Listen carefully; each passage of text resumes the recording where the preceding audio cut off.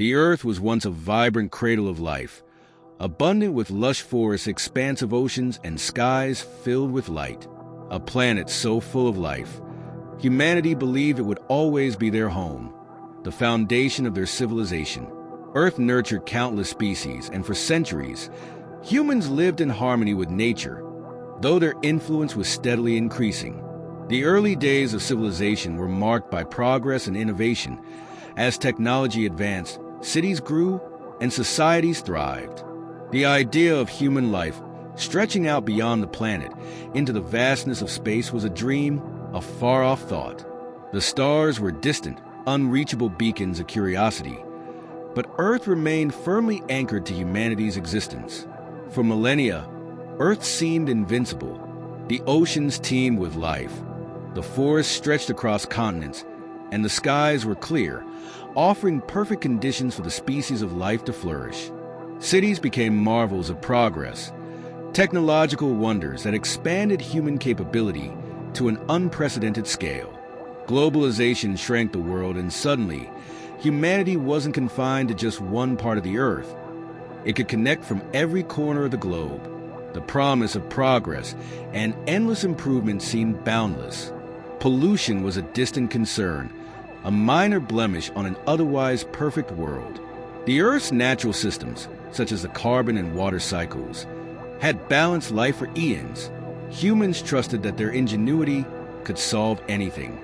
But then came the subtle changes. At first, they were too small to notice. Average temperatures rose by a fraction of a degree here, a few droughts there. Minor fluctuations in weather patterns that were dismissed as anomalies. Gradually, these changes accelerated. The seasons shifted. Unpredictable storms became more frequent, and the oceans, once bountiful with life, began to show signs of distress. Coral reefs began bleaching and dying off. The once pristine air became thick with smog, and the forests that once thrived were being cut down at an alarming rate. And still, humanity marched forward with blind ambition, seeking progress at all costs. As decades passed, the symptoms of Earth's decline became undeniable. Oceans acidified, ecosystems were upended, and species were lost faster than they could be documented.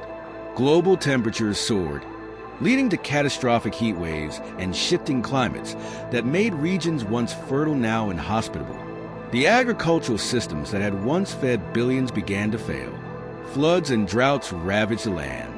Humanity's insatiable appetite for resources, fossil fuels, timber, minerals, had finally caught up with the planet. Industrialization had pushed the limits of Earth's capacity to regenerate. Soon, the once invincible ecosystems collapsed. Hurricanes of unprecedented ferocity swept through coastal cities. The sea level rose steadily, swallowing cities that had once been thriving hubs of commerce and culture.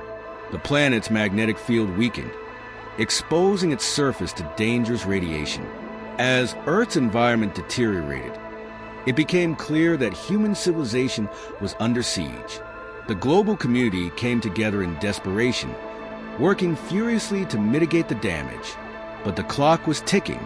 It was clear now that humanity could not reverse the damage in time. Earth's systems were too far gone. It wasn't long before nations began to realize the unimaginable truth. Earth was dying. There were no more solutions on the table. Humanity had pushed the planet to its breaking point. The concept of Earth as humanity's home began to fade. Some held on to hope that with enough effort, things could be fixed, but reality soon struck. Earth was no longer a sustainable home.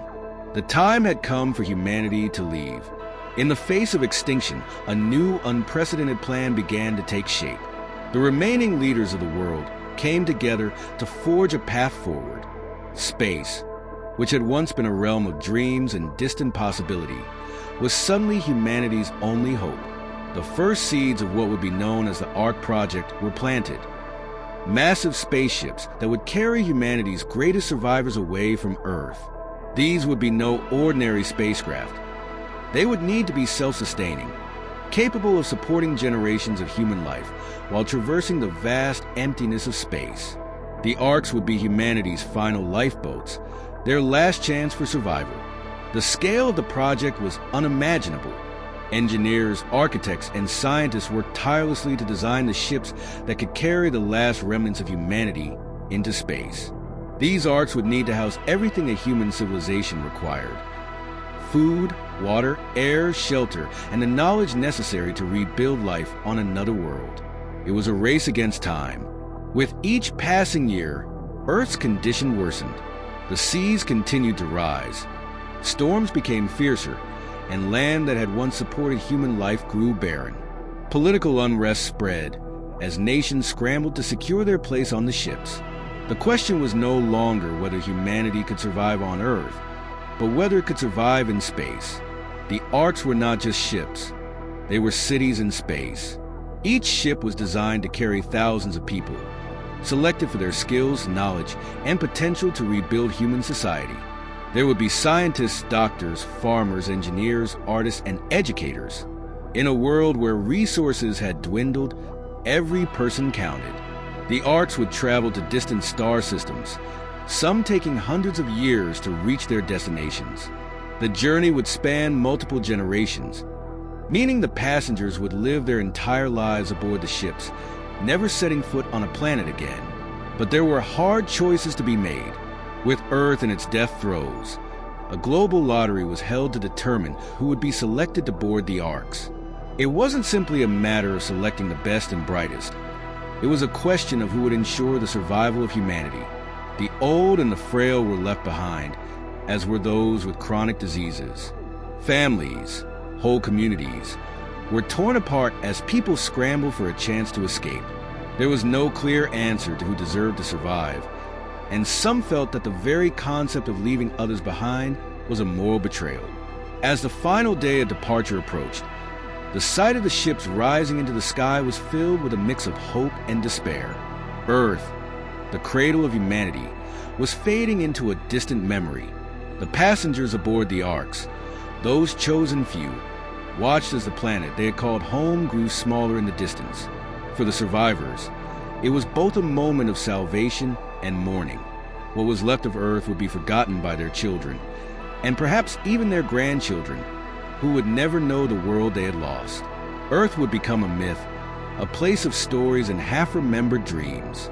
The arks launched into the cold, endless void of space, leaving behind a dying planet. The survivors were now truly alone in the universe, their only company the hum of the ship's engines and the endless stretch of stars beyond their reach. On board the arks, life continued, but it was a life of uncertainty. The ships were designed to be self-sustaining, but the passengers had never known what it was like to live outside Earth's nurturing atmosphere. They had no idea if they would ever find another world to call home. They had no idea if they would even survive the journey. Generations passed aboard the arks. Children were born in the cold, sterile environment of space. The knowledge of Earth, of its beauty and its fall, was passed down as a legacy, a distant story told to keep the memory alive.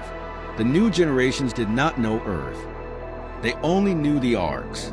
They were a new kind of humanity, one that existed in the void, and they could never return to the world that had been. The idea of Earth became a myth, a story passed from parent to child.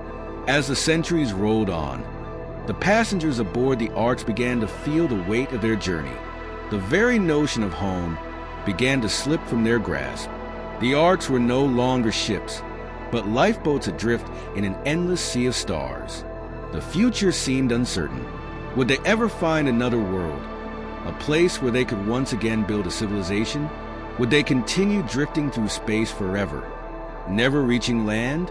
The silence of the universe pressed in on them, and the sense of isolation grew. But hope remained. Deep in the heart of the ships, humanity continued to press forward. Scientists studied the stars, hoping to find a habitable planet. Engineers worked on improving the ark systems, ensuring that humanity would survive as long as possible.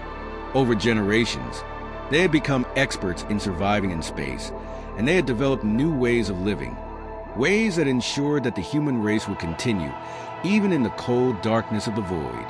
Then one day, after centuries of searching, they found it, a planet in a distant star system, orbiting a sun much like Earth's.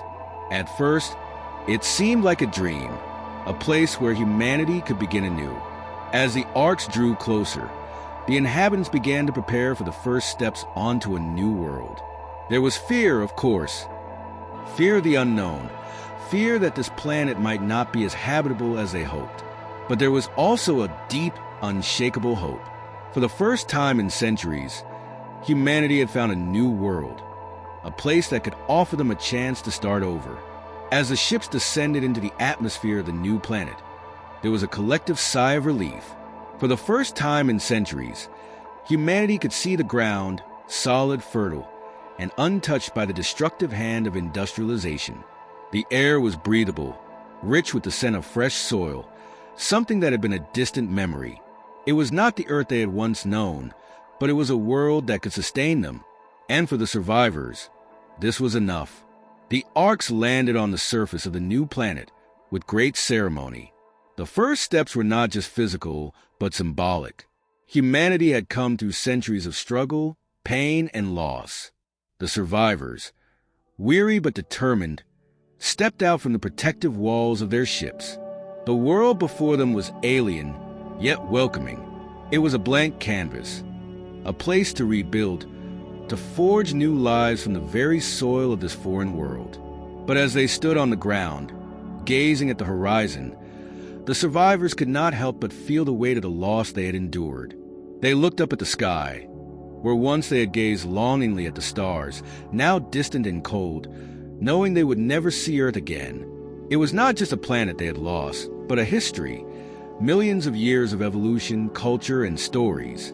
Earth had given them everything, and now it was just a memory. The question that haunted them as they set foot on this new world was simple. Could they avoid the mistakes of the past?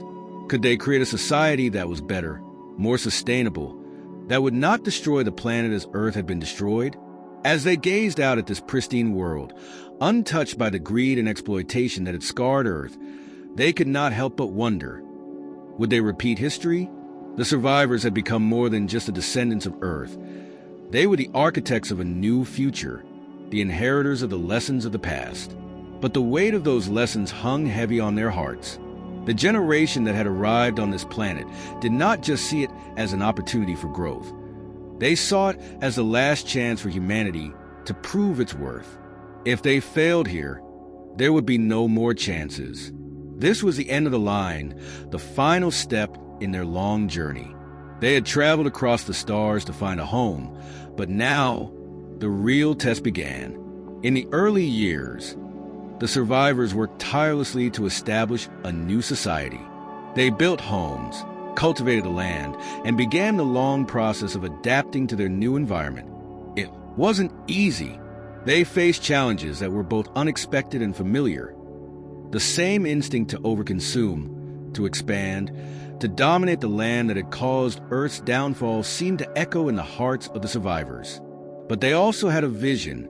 They had seen the destruction of Earth with their own eyes, and they swore they would not let that history repeat itself. To ensure their survival, the survivors formed a new governing council, one that was dedicated to sustainability, resource management, and scientific advancement.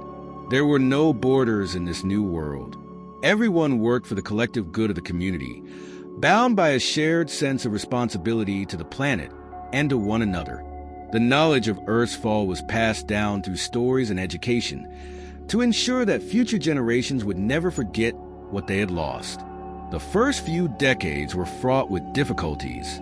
There were moments of despair when the survivors feared that they were doomed to fail. Yet, over time, they learned to adapt, to work with the land rather than conquer it.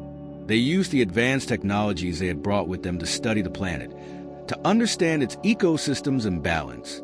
They harnessed the power of renewable energy, built systems that recycled waste and water, and planted forests in an effort to recreate the delicate balance that Earth had once possessed. The scars of Earth's past were visible in the minds of the survivors, and they were determined to heal those scars on this new world. But no matter how hard they tried, the ghosts of Earth's destruction were never far away. On quiet nights, when the stars shone brighter than ever before, the survivors would gather around the flickering lights of their homes and remember. They remembered the forests, the oceans, the cities they had left behind. They remembered the loss of loved ones, of the people who had not made it to the arks, of the millions who had perished as Earth's systems collapsed. And they remembered the hope that had driven them forward, the belief that they could make a difference, that they could create something better. They passed down stories, not just of Earth's greatness, but of its downfall, of the lessons that had to be learned. But slowly, over generations, the memories began to fade. The children who had never known Earth grew up with the stories of their ancestors. They had only known this new world, and to them, it was home. The land was theirs now, and they carried with them the promise of a new civilization, one that could live in harmony with the planet, not in opposition to it. As the centuries passed, the new society flourished. The world that had once been a barren, empty place was now teeming with life. Forests were regrowing. Rivers were flowing clean, and animals that had been brought to the planet by the survivors had begun to thrive. The survivors' descendants had learned to live with nature, to respect the delicate balance of their new home. They had forged a future that was far removed from the mistakes of their ancestors, a society that was defined not by greed and consumption, but by sustainability and coexistence. Yet, as their society grew, the question that had haunted the first generation still remained. Was humanity truly capable of living in harmony with nature, or was this just another chapter in a cycle of rise and fall? The survivors had built a new world, but they knew that nothing was permanent.